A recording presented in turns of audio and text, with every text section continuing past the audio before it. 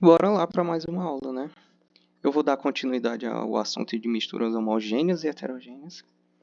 E eu vou falar sobre os colóides, que são misturas que aparentam ser homogêneas, mas é por aparência, pois apresenta diferença de fase, que é uma mistura heterogênea.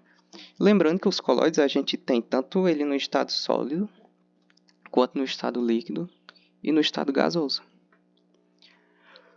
Um exemplo dele no estado líquido é o sangue, porque aqui o sangue foi coletado, ele é posto em uma centrífuga. Para que serve a centrífuga? Ela acelera o processo de decantação.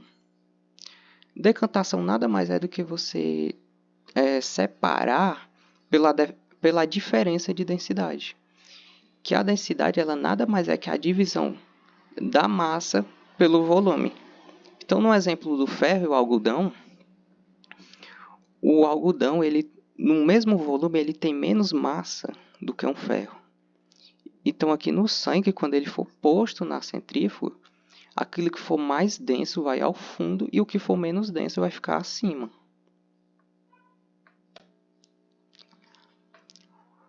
Os colóides eles têm um diâmetro de 5 a 1000 nanômetros. Então, são partículas grandes.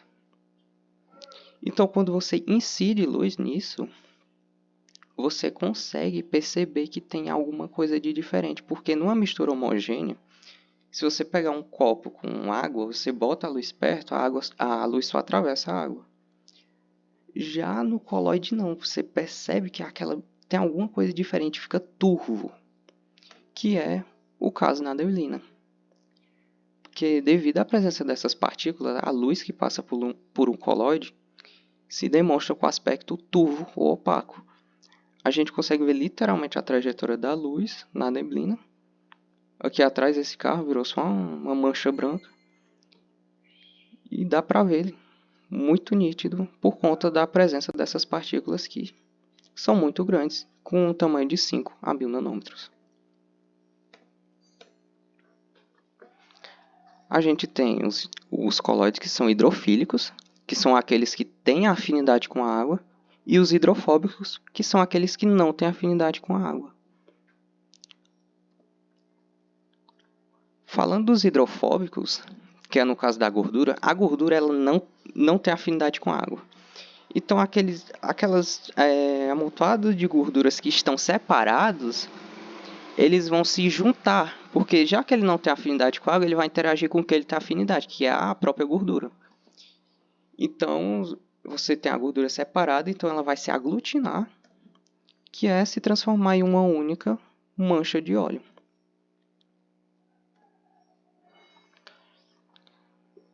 Nós temos as moléculas que são anfifílicas, que elas interagem tanto com a gordura quanto com a água. Que ela possui uma cauda hidrofóbica, que vai interagir com a gordura, e uma cabeça hidrofílica, que interage com a água. E o agente emulsificante, que está tudo interligado aqui. Esse agente ele impede que a gordura se aglutine em água. Ou seja, não vai deixar que forme aquela mancha de óleo. Então a gente tem as moléculas anfifílicas, lembrando que essa é a parte que vai interagir com a gordura. Então vai ficar com essa aparência, a parte que interage com a gordura interna e externamente a parte que interage com a água. Lembrando que aqui a gente está no 2D. No 3D isso aqui é no 360 graus. Lembra que a gordura ela quer interagir com a gordura. Devido à presença dessas moléculas anfifílicas, essa parte externa fica com a mesma polaridade dessa parte externa que está aqui nessa amontoado de gordura. Cargas iguais se repulsam. Se fossem cargas diferentes, se atraíam, mas como é igual, quando essas moléculas chegarem próximas umas às outras, elas vão se repelir. Ou seja, não vai mais se aglutinar e vai transformar aquilo que é heterogêneo, vai continuar sendo heterogêneo, mas vai parecer que é homogêneo, porque agora vai estar mais bem distribuído, que é o caso do leite. O leite ele parece que ele é homogêneo, mas na verdade ele é heterogêneo devido à presença do agente emulsificante que tem nele. Outro exemplo muito simples é se você pegar um copo com água, você colocar óleo, uma quantidade razoável, vai se aglutinar, vai formar aquela mancha de óleo na superfície do copo.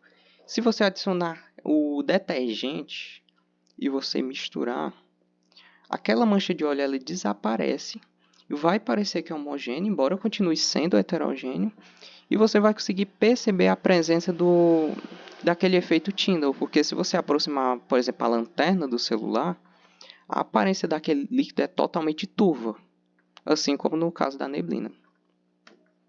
E é isso, as referências que eu utilizei para fazer essa aula foi essa daqui no caso, e até a próxima aula.